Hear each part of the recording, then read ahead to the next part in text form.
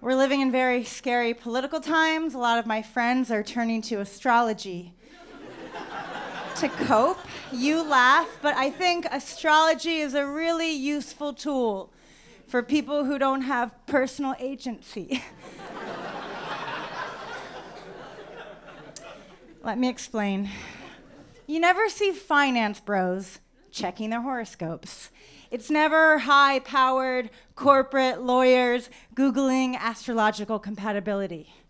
No, it's always just your saddest, loneliest female friend who happens to be my target demo, so I have to be careful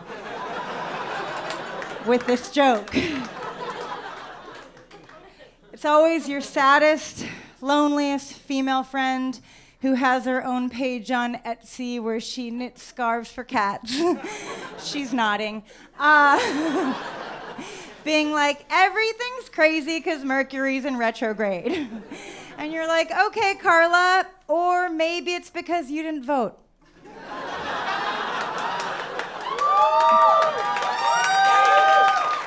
Carla.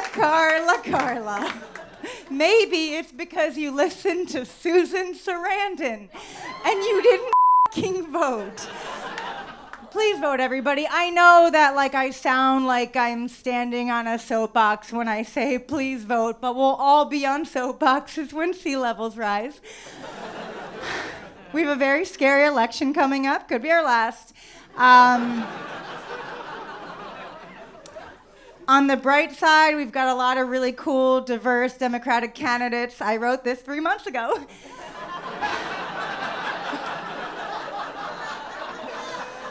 Who's it gonna be? Biden, you guys. And that's fine. I can feel the excitement. It's palpable. It's fine if it's Biden. I just hope his running mate is a dialysis machine. Because he's gonna need it. My boyfriend recently made me go to a Bernie Sanders rally. It was either, it was either that or anal. And I just, feel the burn, either way. I would be thrilled to see a Bernie Warren ticket. Yes, exactly. It might be the only way we'll get a female president in 2023. Don't get mad at me, guys with beards. That's just how time works, okay? Dude is 78. He's had a heart attack. He'll be 79 in a year. I'm not an actuary. I'm just doing the math. I'll vote for any Democratic candidate. Terrified of the Republicans. They don't even need to overturn Roe v. Wade. And Roe, on a side note, is a great baby name for the one you're going to be forced to have. They don't even need to overturn Roe v. Wade. The laws right now are insane. Right now in 30 states, the only way to get the government to pay for your abortion is by sleeping with a married Republican.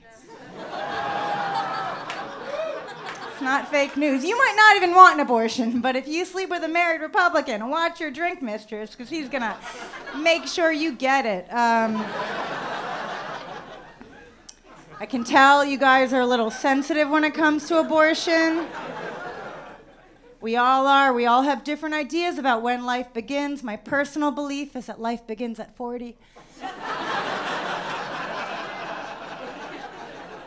And Republicans believe that life begins at conception and then ends in an immigrant detention center. Oh, okay, you're right. Some of them are more moderate. Some believe abortion should be a private decision between a politician and his NRA lobbyist. And Donald Trump would actually be pro-abortion if instead of abortion, if we just called it taking out a minor. Thank you. That is my new favorite joke. I wrote it in memory of Jeffrey Epstein. May he rot in hell. I just wish that they had made him go down on a woman his own age before they strangled him to death. Because that would have been torture. It's actually the pedophile equivalent of waterboarding. If they If they had just gotten J.K. Rowling to like sit on his face, that would have been torture.